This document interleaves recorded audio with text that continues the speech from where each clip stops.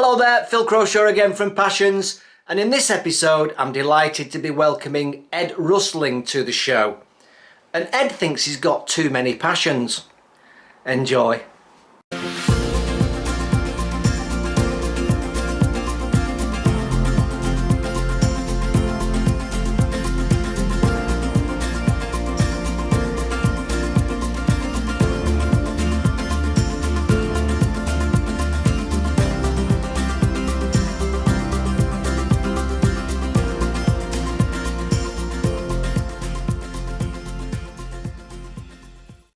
Hello, it's me again, Phil Croshaw, and this is another episode. Gosh, we're rolling and rocking right now. Another episode of Passions. And today I'm delighted to be joined by Ed Rusling. And Ed has just used a horrible word to me, holiday, which has just really thrown me completely because it just obviously made me wobble a little bit. But we're going to talk to Ed today about all sorts of different things, his passions, including holiday, which will make more sense in a minute. So a very warm welcome to Passions, Ed. Tell us who you are and what you do and what your passion is. Hi, Phil. Thanks for the opportunity. My family think it's hysterical that I've, one, been invited to do something like this, and two, it's on Passions because they all accuse me of being far too passionate and enthusiastic about too many things.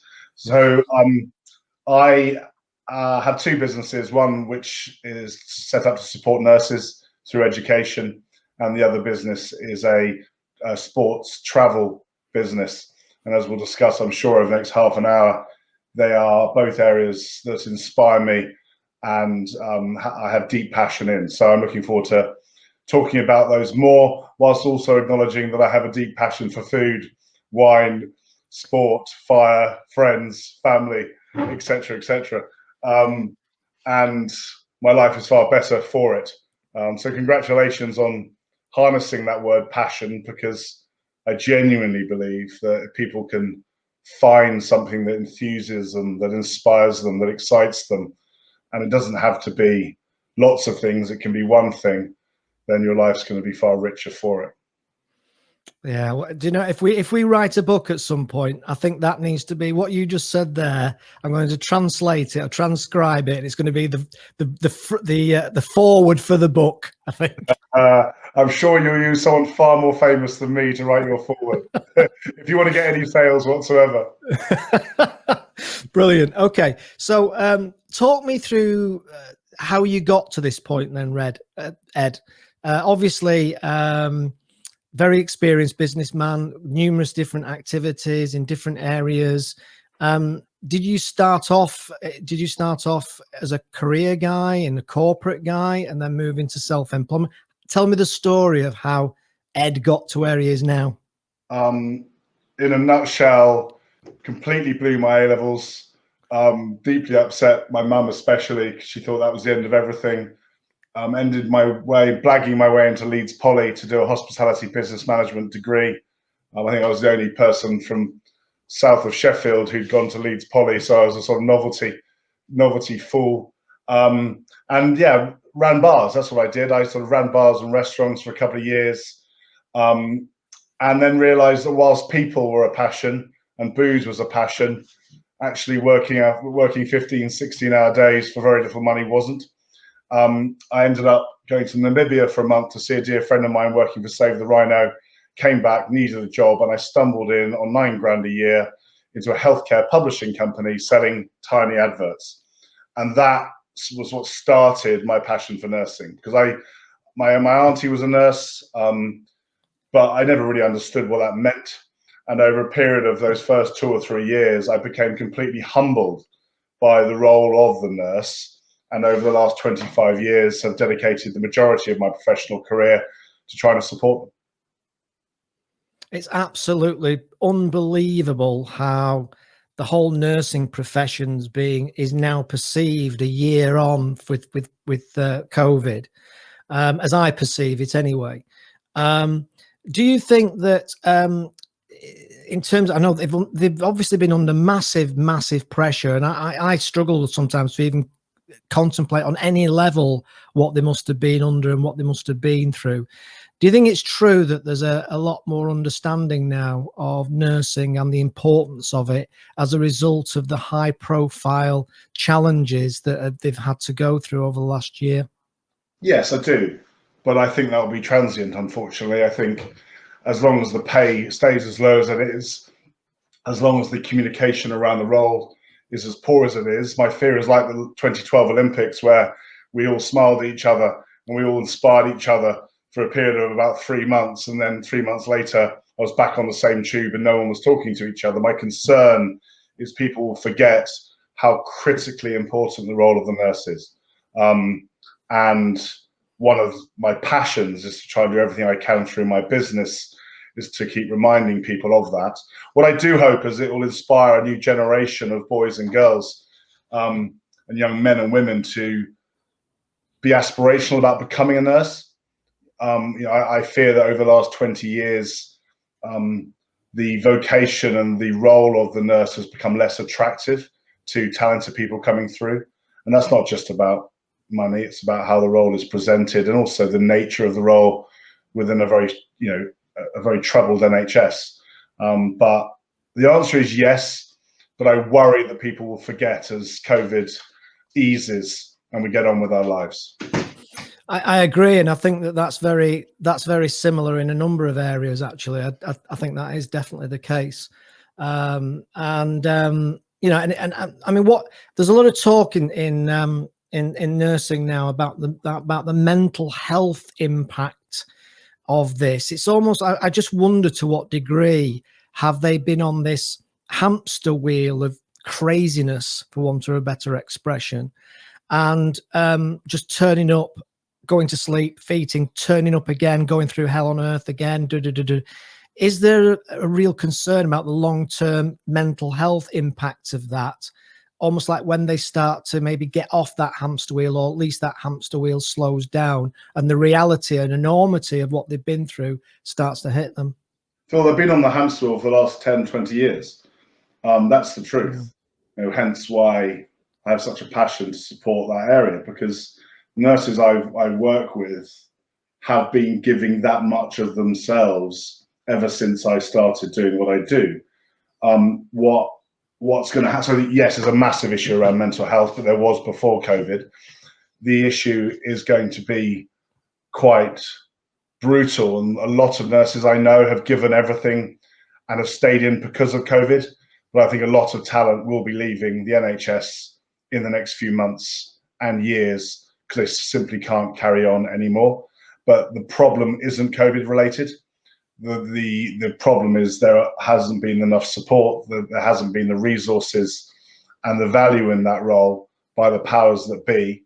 And I desperately hope that COVID will remind people that they should be valued more. But I fear, based on the news that you see coming out on negative pay rises and almost going back to a status quo, that won't be the case. So yes, is there an issue around mental health and burnout? Absolutely. But was it there 15, 25 years ago? Yes, absolutely. Maybe just higher profile now. It reminds me actually of what you were saying there about, I don't know if you've ever seen the Truman Show. Yes. You ever seen the Truman Show? And that whole idea of, they're all totally absorbed and engaged in the show. And then it gets let out and it ends. And then I think somebody says, okay, anyway, what's on the other side?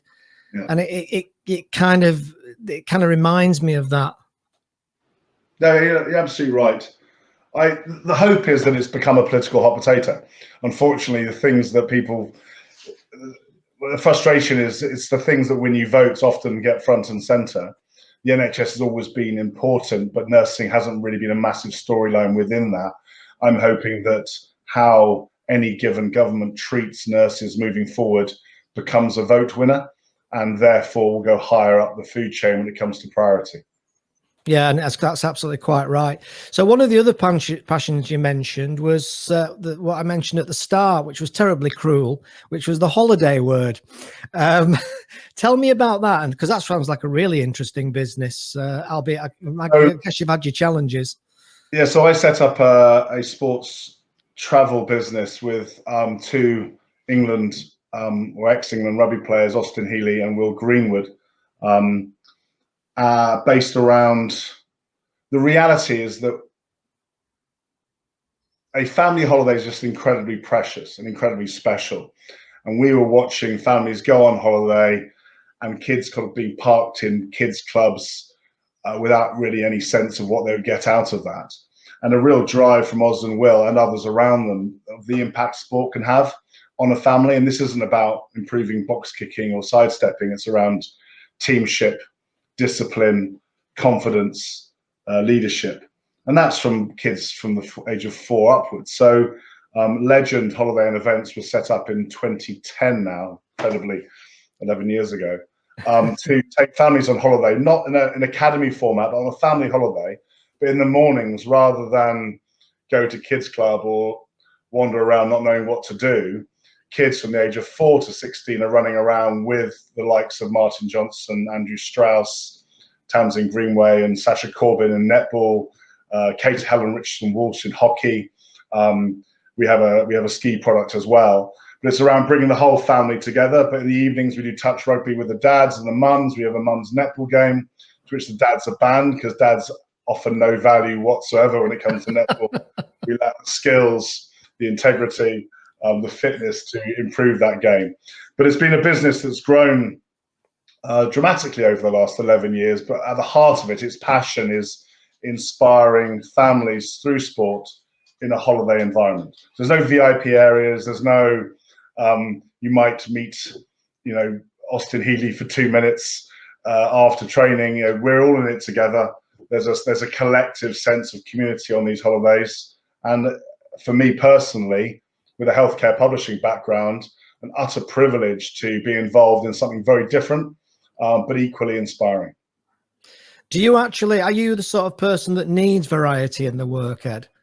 Are you the sort of person that I'm kind of putting words in your mouth, I guess, but do you get bored easily? I suppose is one question. There are a number of people who say yes is the answer. I'd like to say no, but the truth is, it's not like I get bored easily, but I love new challenges. One of my weaknesses in business historically has been to want to do so many different things rather than actually focusing on what is the core success opportunity and maximizing that potential. And at the age of 48, I have learned my lessons there. But what Legend has given me is that variety. But the same applies to healthcare. The answer is yes, I like variety. I love waking up in the morning knowing that I'm going to be doing different things, providing different challenges on a daily basis. And that's one of the things around the privilege of my businesses, is that variety and need to be something different every hour of the day.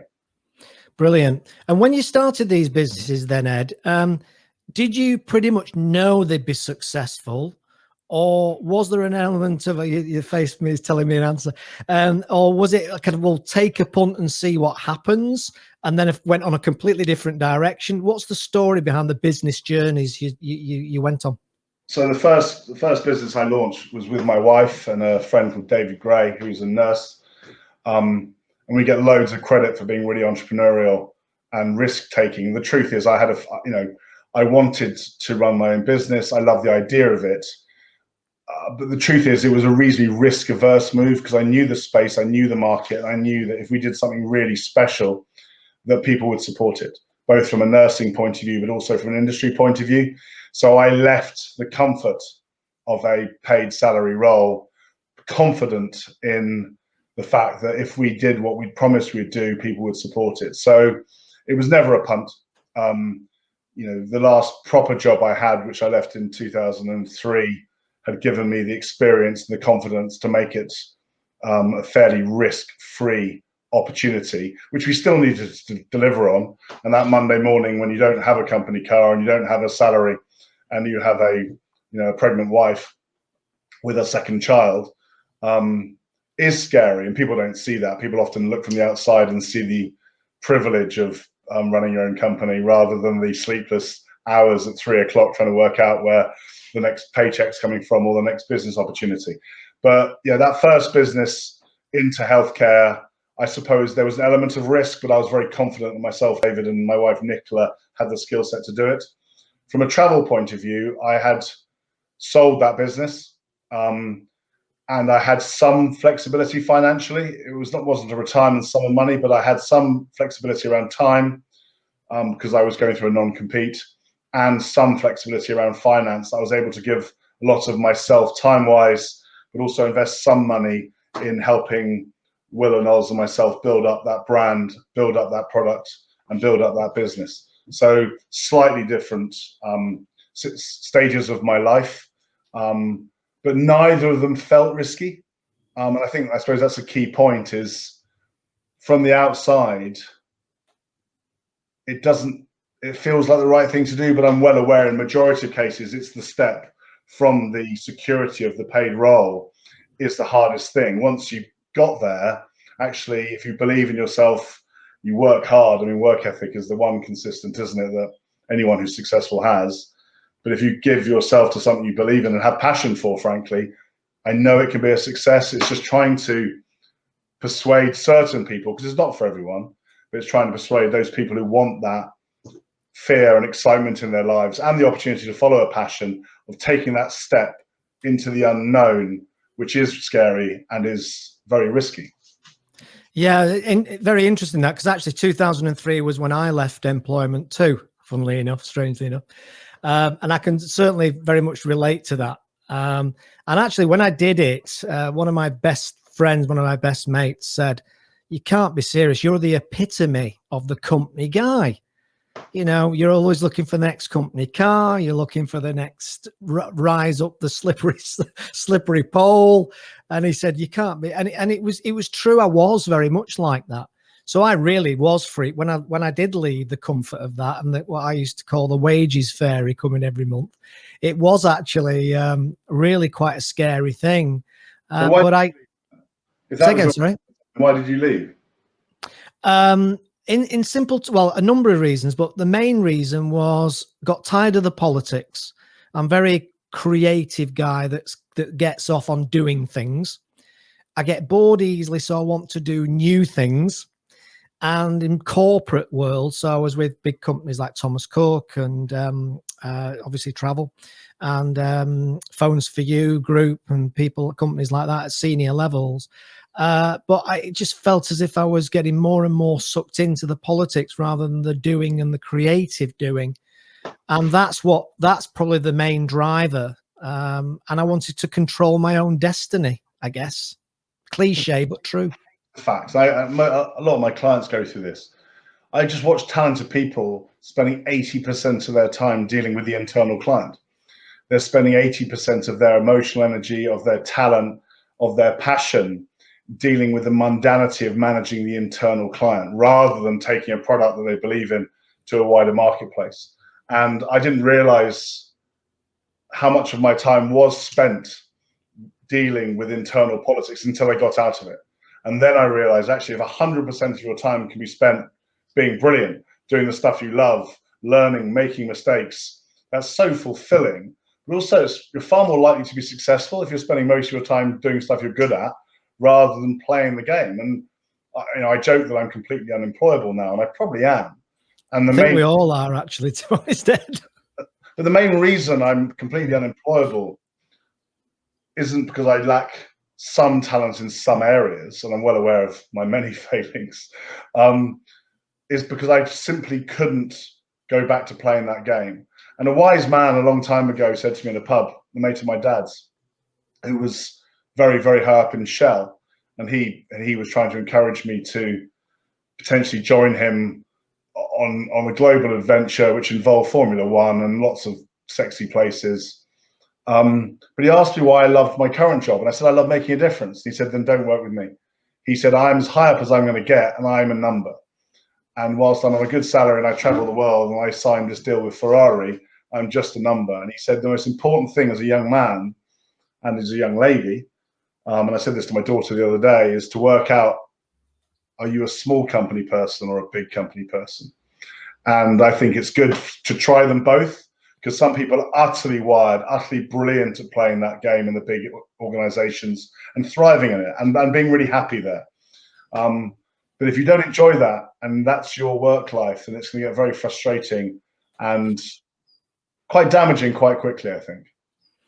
And do you think part of the issue, or part of the challenge, is the fact that the higher you go up the tree, that the more senior you become, as that occurs and as that develops, you then get more money. In simple terms, you then get more money. So do a lot of people get trapped with the salary? Well, you know they do, but they're not just trapped by the money. They're then trapped in jobs they're not very good at, because I recognize that I was good at selling. I love products I have a passion for, and if I have a passion for a product, I will happily go out and I'll drive 40,000 miles a year around the UK, or I'll jump on a plane, because nothing excites me more than selling that. But in sales, you have the sales rep who wants to become a sales manager, who wants to become the commercial director. And all of a sudden, actually, you might not be any good at process or structure or management. So often people aspire for promotion, but the higher up they go, the less good they get at their job. And so not only are people stuck in a cycle of cash, and that's fair enough, because people have families to protect, mortgages to pay, and all the joys of responsibility as a middle-aged man or woman.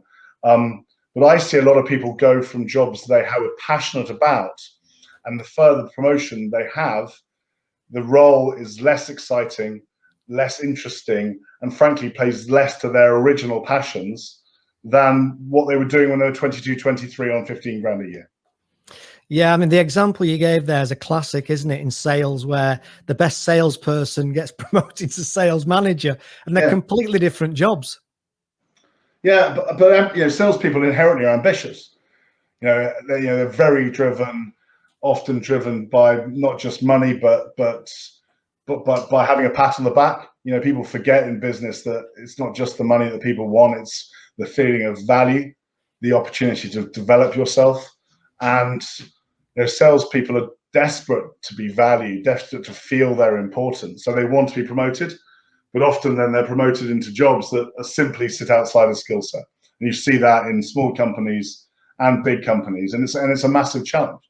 And it's a challenge you see every day. I mean, one thing I am passionate about, one of the things, is that I'm recognizing my own weaknesses. I love working with people who are better than me.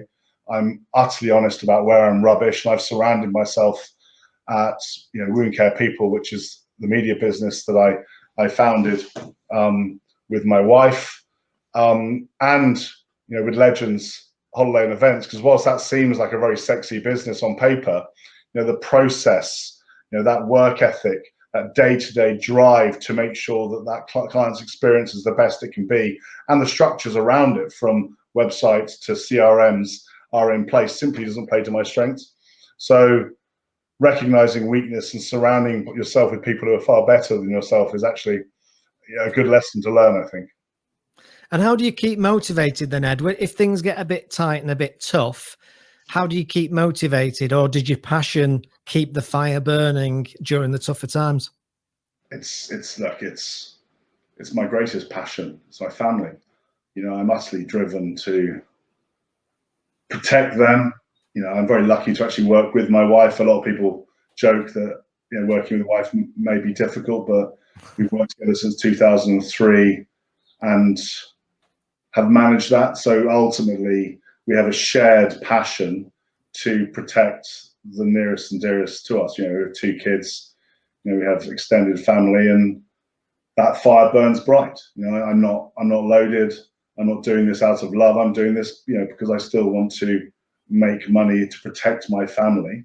But I'm well aware of the privilege of having roles in areas that inspire me every day and get me up in the morning with a smile on my face. Yeah, absolutely. And I guess are you relatively confident that the travel, well, I know it's going to come back at some point, but what's your gut feel? I mean, recording this, just in April 2021, what's your gut feel about how long it might take to get back to whatever normal means? Well, the idea that it's going to be normal is just simply ludicrous. COVID's not going anywhere. We're just going to have to learn to come to terms with it and put structures in place. As whilst I recognise, the difference between flu and COVID, the principle is still the same, as it's going to kill people, and we have to learn to live with it. From a travel point of view, I'm endlessly positive. But I genuinely believe, and this has been borne out in the last few weeks since the roadmap was put in place, that if your product is strong and priced properly, you're going to come back stronger. The world's gone through a year of personal reassessment. People have spent a year really recognizing with a unrivaled clarity what matters to them, who matters to them, what are they passionate about and what they're not passionate about. And a lot of people I know are making some fairly brutal decisions about how they want to live their life moving forward. And COVID will bring some real change, I think, to how people live their lives.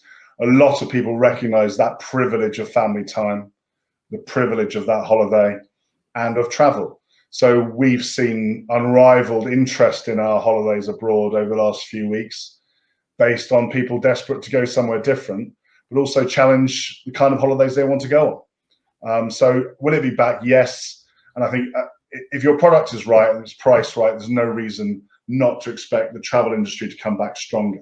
I think business travel's screwed.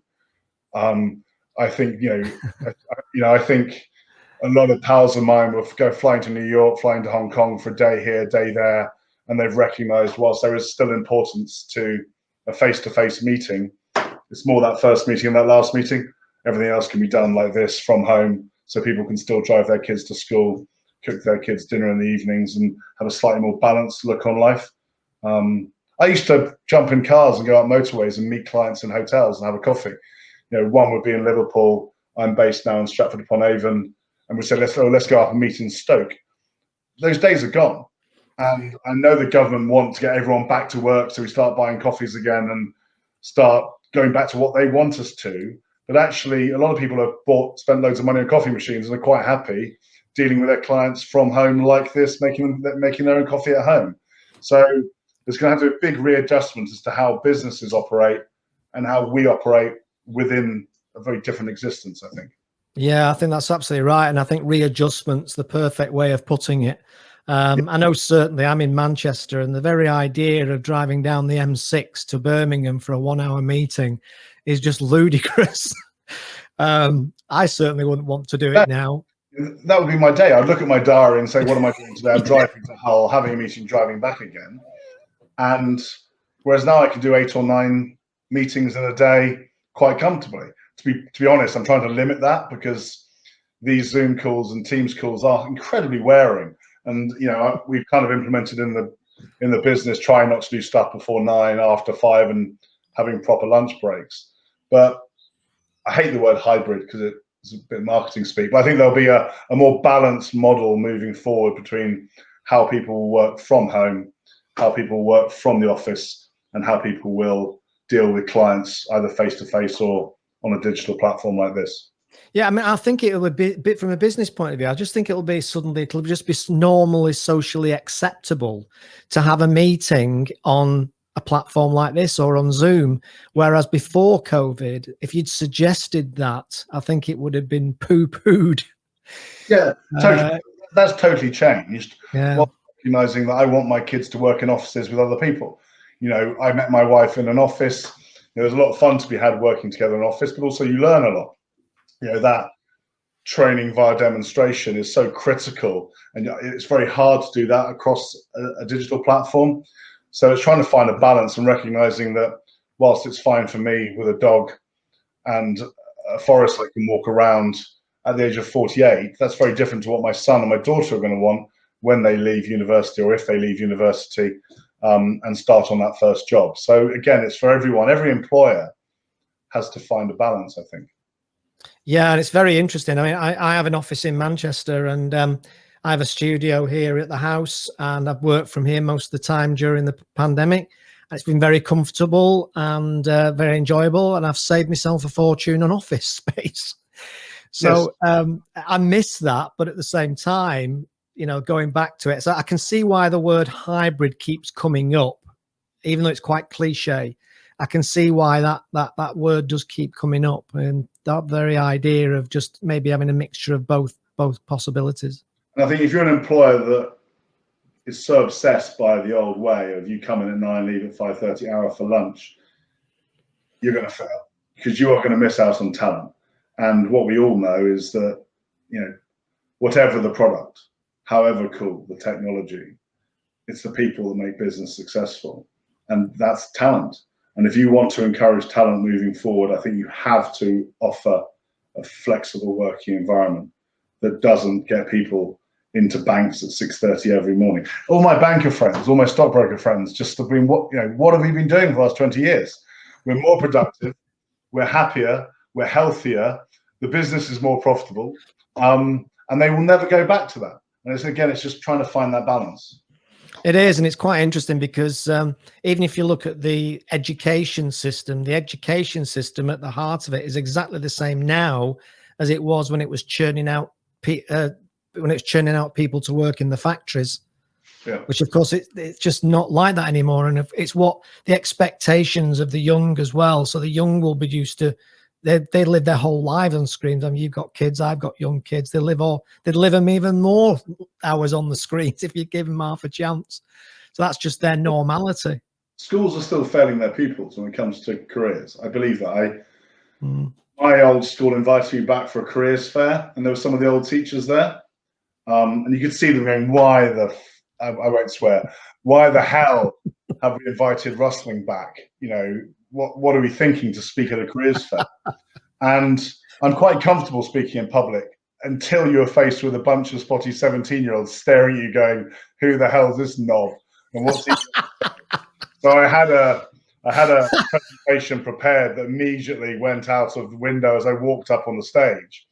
And I started my presentation by saying, the school that you're at and I loved is failing you, because I've walked around this spurious exhibition, and you've got exhibition stands for lawyers, you've got exhibition stands for banks, you've got exhibition stands if you want to be a doctor, and that's basically it.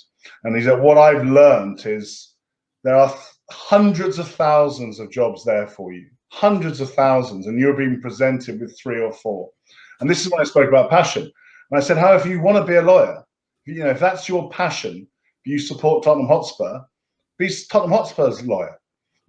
Find a way of learning what you're good at, because God's work is more enjoyable if you're actually all right at doing the job. But there's too many people who aren't great at their job and spend their life having to work twice as hard as the ones who are slightly better, and that's not enjoyable.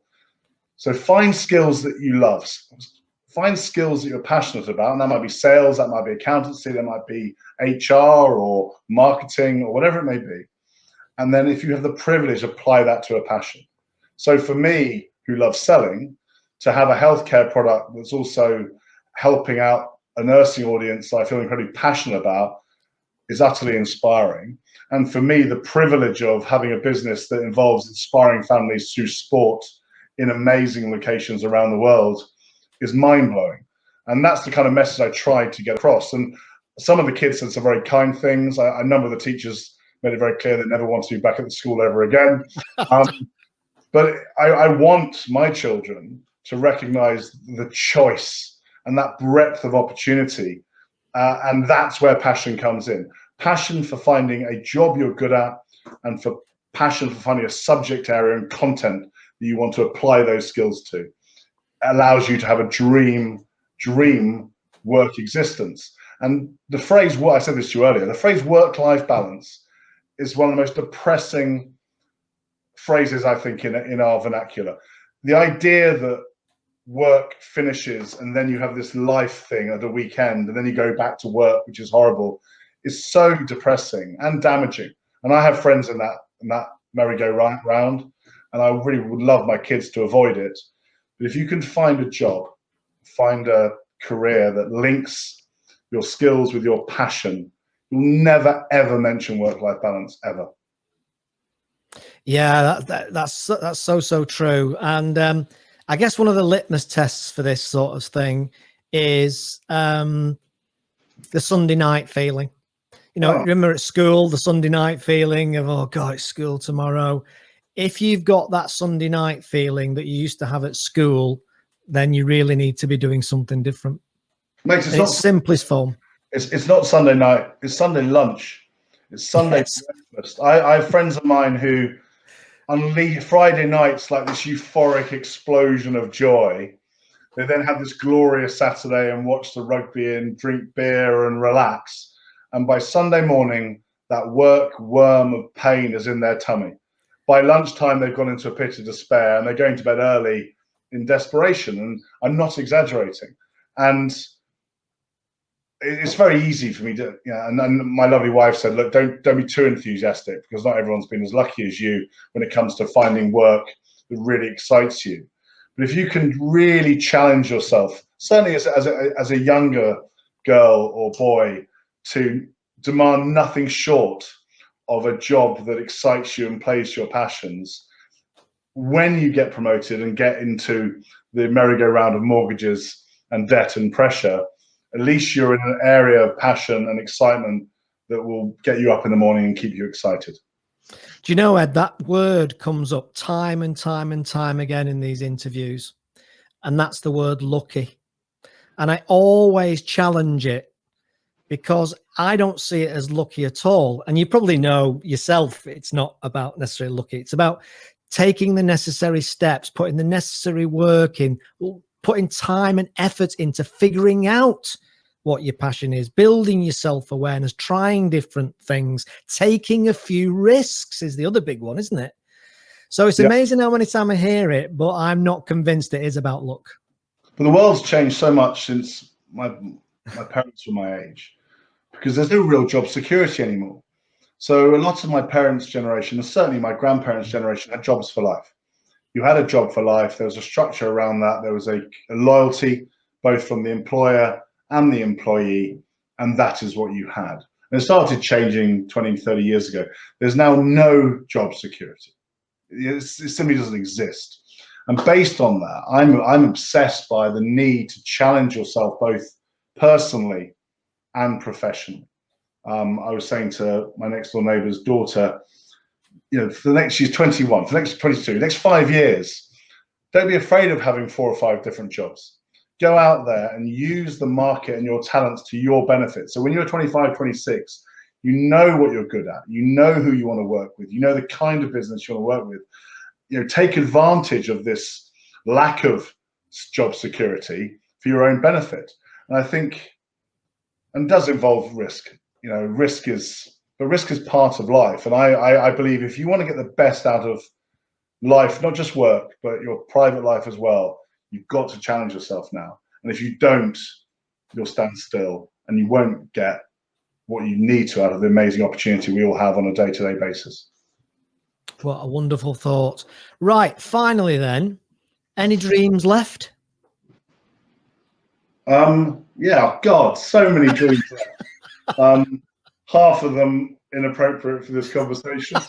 But yeah, I mean, huge business dreams. I'm genuinely ambitious, for the businesses that I'm proud to be involved with to continue to be successful. Genuinely ambitious there. Massive dreams for my kids. Have tentative plans based on that my kids will be leaving home soon, around how me and my lovely wife want to live our existence in a few years' time. But I was asked this the other day. The honest truth is my main dreams are I would like to see my kids get married and become a grandparent. I know that sounds really cheesy, but actually that is really what excites me. And I am ambitious, but I'm not aspirational. I don't need a freaking helicopter or a fast car. I love the idea of hanging on to the world I have and watching it develop, because I'm so scared of losing it. That's really what drives, being quite frank, that drives me on a day-to-day basis, is losing the freedom and the opportunity to work in areas of my passions.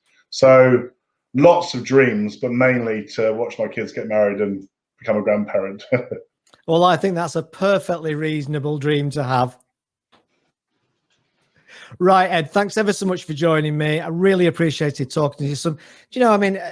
Obviously, I've been doing a lot of interviews over the years in different ways. And it's just fascinating to hear people talk about what they care about.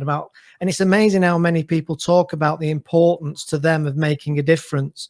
And I think everything you've said there, in a sense, epitomizes the spirit of what this whole passions journey that we're on is all about. and it is about, and I've done other things before in the past in my, in terms of TV, online TV channels and stuff around. And I used to talk a lot about business success, which was fundamentally about entrepreneurial success and by default about money. And this journey is different.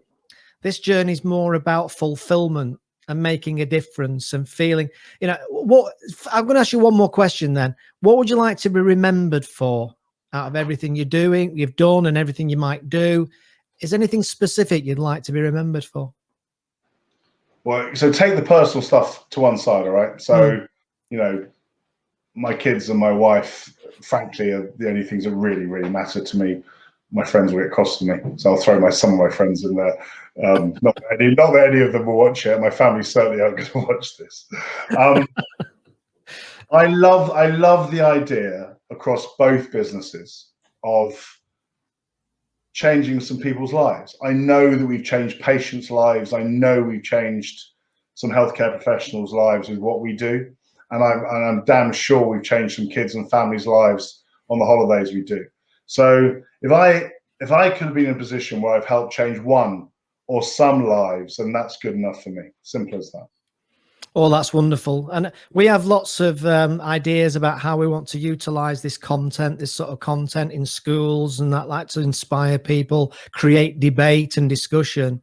And I always say that my satisfaction from doing this is that and I've had this happen before in the past, where somebody actually sends you an email or sends you a text and says, you won't know this, but I actually watched an interview that you did with a guy called Ed Rusling 3 years ago, and it was the thing I needed to hear. And the very next day, I changed my life for the better. This must be a great kick up the arse for you every week. So every time you're down in the dumps, you're doing an interview about passion, it must remind you, actually, come on, Phil, what I do is amazing. Smile on, head down, keep working. Totally. But, I think part of the reason I do this, and part of the reason I enjoy this and I'm passionate about this, is I'm just really curious, Ed, about people's journeys.